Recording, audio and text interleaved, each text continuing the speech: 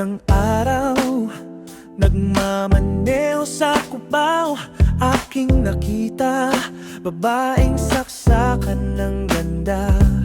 Sinundan ko ang kotseng sinasakyan niya. Hindi ko nakitang may dumarating pala. Hindi ko naiwasan, kami biglang nagkabanggaan. Nung magkamalay ay nasa ospital na ako. Inasikaso ng doktor na pili ng nanay ko.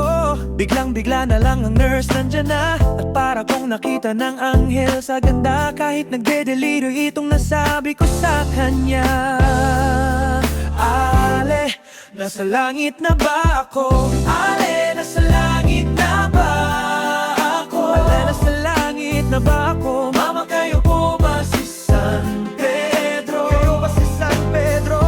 Okay lang sa akin kung ako'y dedo na. Dedo na.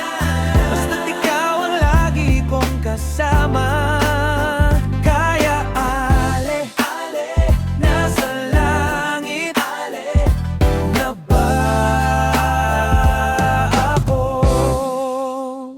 At paglabas ko, niyaya ko na siyang pakasal. Tinanggihan niya at nasabi may asawa na siya.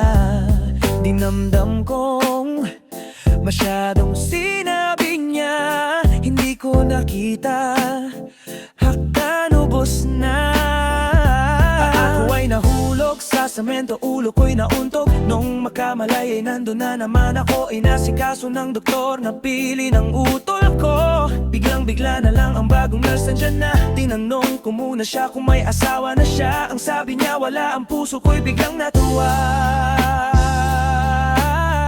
At nasabi kong ale, ale, nasa langit